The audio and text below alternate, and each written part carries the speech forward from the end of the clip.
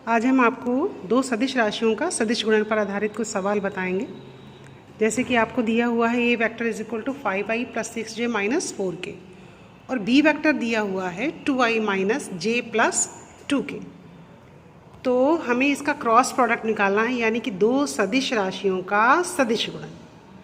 दो सदिश राशियों का जब सदिश गुणन होता है तो जो आपको नई राशि प्राप्त होती है दोनों सदिश राशियों के सदिश गुणन से, वह भी एक सदिश राशि होती है जिसके लिए परिमाण और दिशा दोनों की आवश्यकता होती है।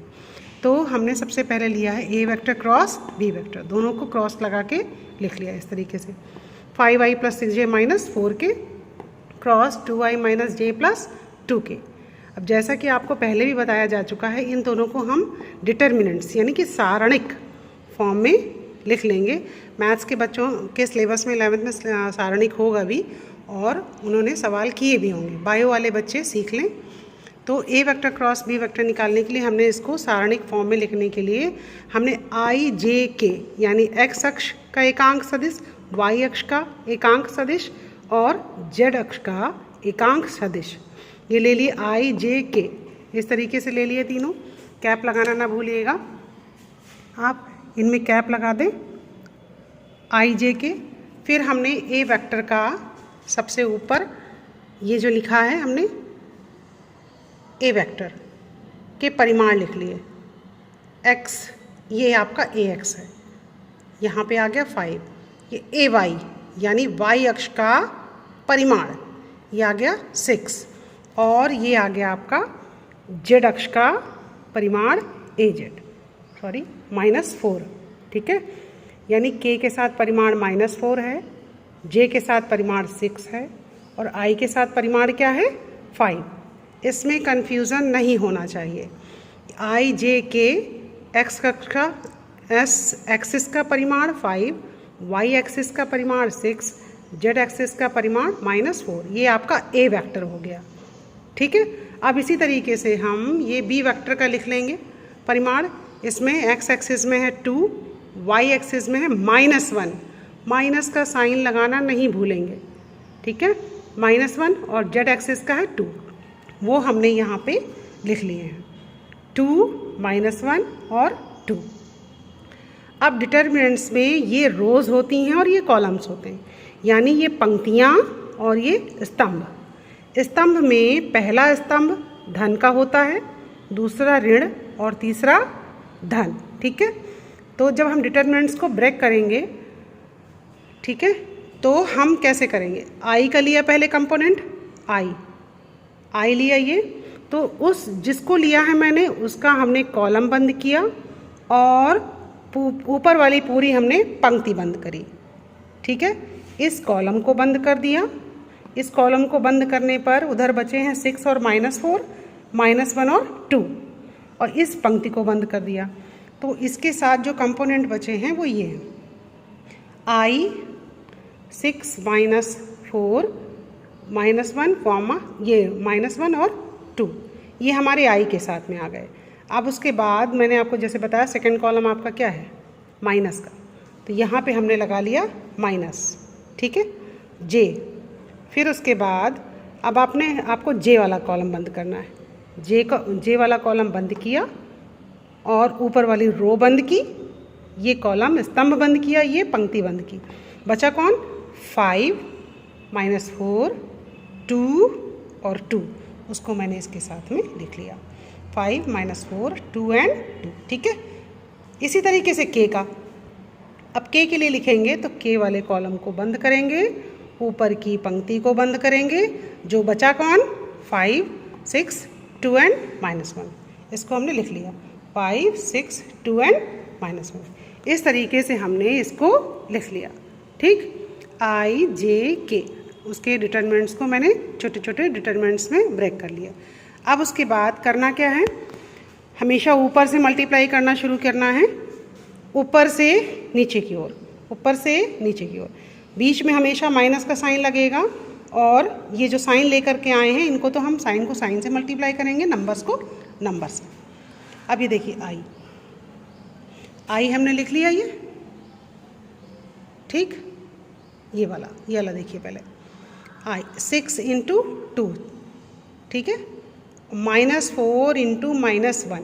इस तरीके से जब दो निशान लगाते हैं तो उसको हम ब्रैकेट में रख देते हैं। यहाँ मल्टीप्लाई का साइन भी है, यहाँ -1 भी है, इसलिए -1 को हमने ब्रैकेट में कर दिया है। ठीक है, तो 6 इंटू 2 फिर -4 इंटू -1 ये लिखा है। ठीक, ये एक आपका डिटरमिनेंट्स सॉल्व हो गया। ये आई के साथ वाला डिटरमिनेंट्स इस तरीके से ब्रेक हो गया। ऊपर के साथ इसका तिर्यक गुणा करते हैं। ठीक है, इसको इससे गुणा करते हैं और इसको इससे गुणा करते हैं इस तरीके से। अब यहाँ पे मैंने आपको बताया था कि ये जो है स्तंभ माइनस का होता है, तो यहाँ पे जब माइनस का साइन है तो यहाँ पर माइनस का लगेगा, -j कर लिया। फिर उसके बाद ऊपर 5 का गुणा 2 से, -4 का गुणा 2 से। ठीक, जैसे डिटरमिनेंट्स हमारे बने हुए थे वो हमने उनको वैसे ही मल्टीप्लाई कर लिया। -j लिख लिया, 5 इंटू 2 -4 इंटू 2। ठीक, इसी तरीके से अब k को भी लिख लेंगे हम। k वाला डिटरमिनेंट्स हमारा ये है 5 इंटू -6, 6 इंटू 2। ठीक, इसको देखिए ये लिख लिया 5 इंटू -1 और 6 इंटू 2। अब इसको, अब तो आसान हो गया है ये, इसको आराम से बस मल्टीप्लाई करिए, जोड़ घटा दीजिए, जो जुड़े उसे जोड़ दीजिए, जो घटे उसे घटा दीजिए। इसको मल्टीप्लाई किया, 6 दूनी 12, माइनस का साइन माइनस से गुणा हुआ तो माइनस माइनस पहले प्लस हुआ, फिर प्लस का माइनस से साइन मल्टीप्लाई हुआ तो प्लस माइनस माइनस आया, और 4 1 जा 4।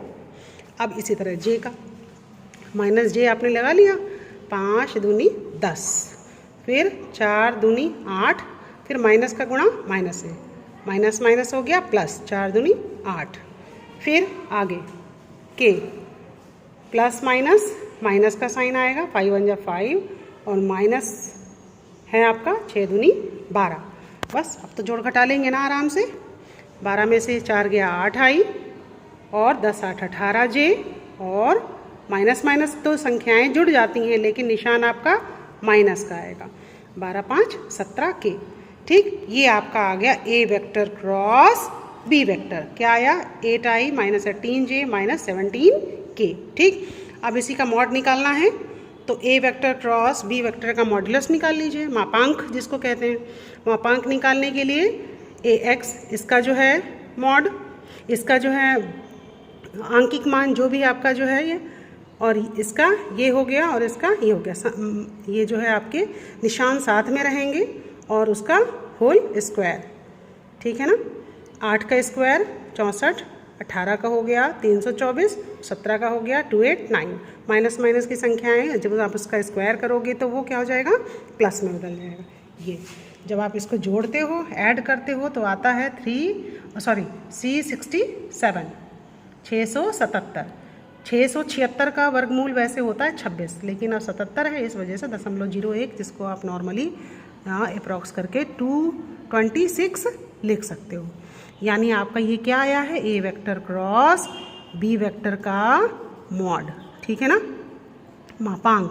अब इसी तरीके से आपको जब एकांक सदिश निकालने के लिए कहा गया है a वेक्टर तथा b वेक्टर के बीच का लंबवत एकांक सदिश, उसके लिए फॉर्मूला ये होता है a vector cross b vector upon mod a mod b। तो इसके लिए कोई प्रॉब्लम नहीं होनी चाहिए। आप यहाँ पे लिखो, इधर बता दे रही हूँ थोड़ी सी जगह में, n cap is equal to a vector cross b vector आपने निकाल ही लिया है, 8i -18j -17k। ये आपका हो गया a vector cross b vector upon mod a mod b निकाल लोगे ना। मॉड a मॉड b कैसे आएगा? a वेक्टर जो भी होगा उसके जो भी मापांक होंगे उनका हम वर्ग करेंगे। पहले में है 5 का वर्ग प्लस 6 का वर्ग, फिर प्लस माइनस का 4 का वर्ग। देखिए जगह कम पड़ गई है, इसी के साथ मल्टीप्लाई में, और आप आगे कंटिन्यू कर लेना, मैं थोड़ा नीचे लिख ले रही हूँ। कितना हो गया? 2 का स्क्वायर प्लस -1 का स्क्वायर प्लस 2 का स्क्वायर। अब इसको हल कर लीजिए। इसको हल करने के बाद जो भी आएगा यही उसका मापांक हो जाएगा। ठीक है, स्क्रीनशॉट ले लीजिए।